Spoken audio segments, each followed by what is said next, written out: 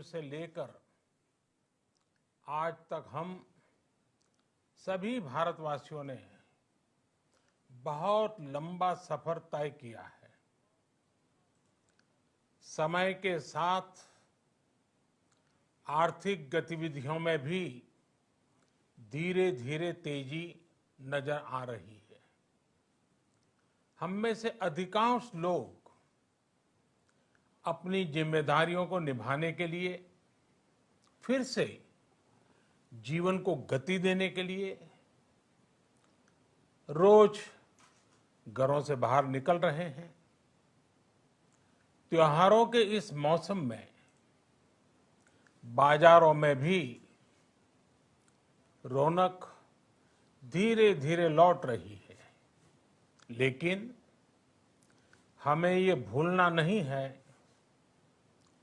कि लॉकडाउन भले चला गया हो, वायरस नहीं गया है।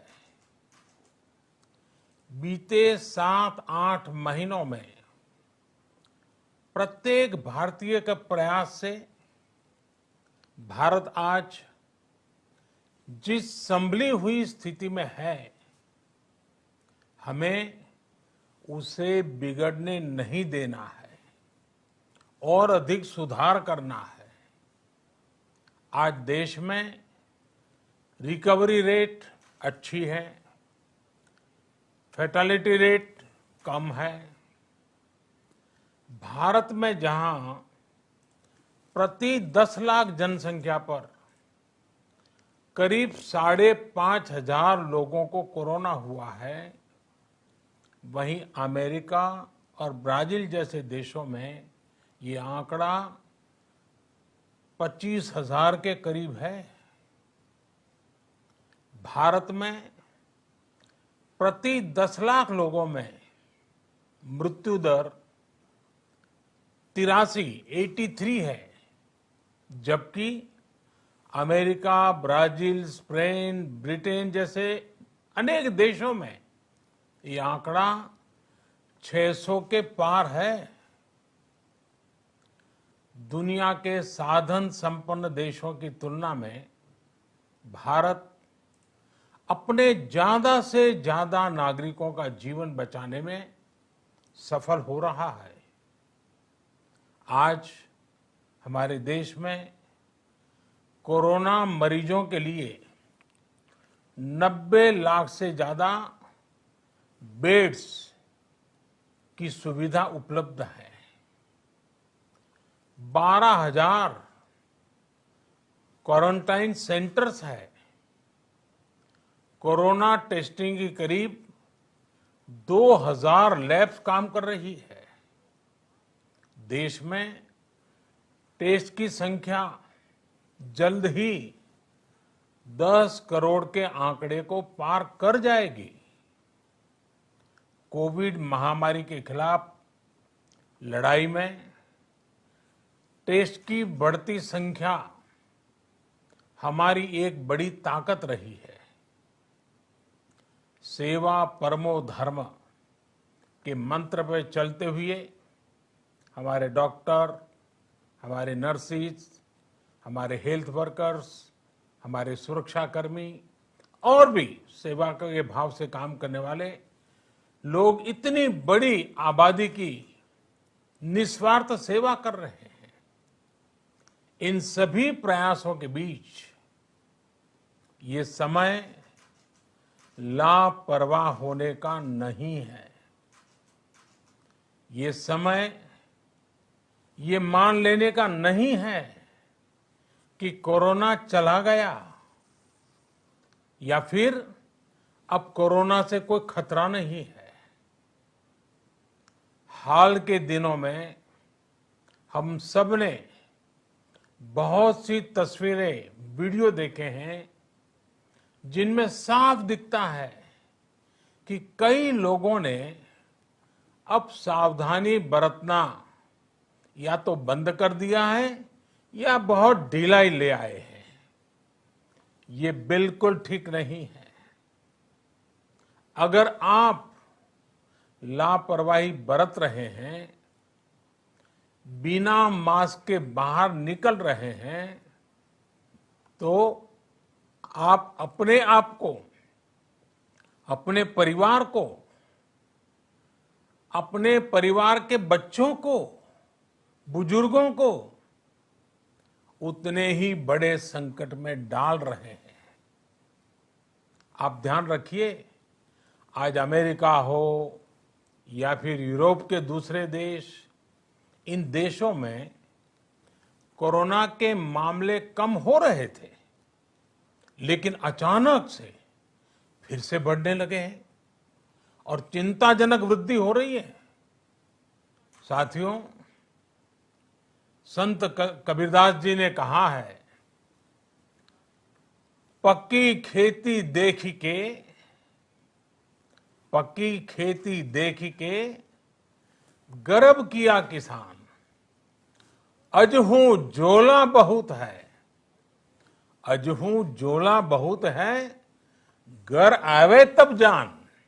अर्थात कई बार हम पकी हुई फसल देखकर ही अति आत्मविश्वास से भर जाते हैं कि अब तो काम हो गया, लेकिन जब तक फसल घर न आ जाए तब तक काम पूरा नहीं मानना चाहिए। यही कबीरदास जी कह के गए हैं। यानी जब तक सफलता पूरी न मिल जाए, लापरवाही नहीं करनी चाहिए।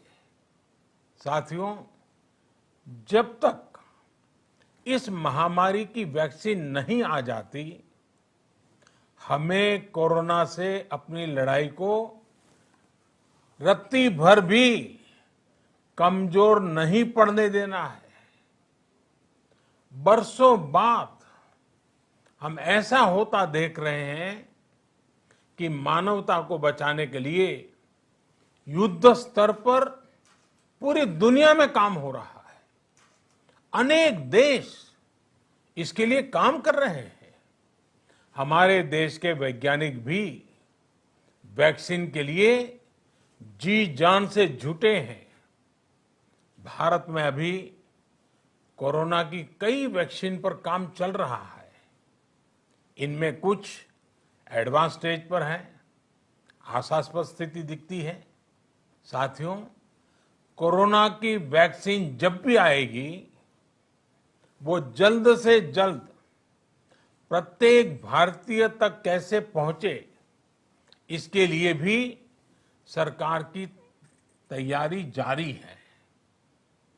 एक एक नागरिक तक वैक्सीन पहुंचे, इसके लिए तेजी से काम हो रहा है। साथियों, रामचरितमानस में बहुत ही शिक्षाप्रद बातें हैं, सीखने जैसी बातें हैं, लेकिन साथ साथ अनेक प्रकार की चेतावनियां भी हैं। जैसे रामचरितमानस में बहुत बड़ी बात कही गई है, रिपु रुज पावक पाप, रिपु रुज पावक पाप, प्रभु अहि गनीय न छोट करी। अर्थात आग, शत्रु, पाप यानी कि गलती और बीमारी, इन्हें कभी छोटा नहीं समझना चाहिए। जब तक इनका पूरा इलाज न हो जाए, इन्हें हल्के में नहीं लेना चाहिए। इसलिए याद रखिए, जब तक दवाई नहीं, तब तक ढिलाई नहीं।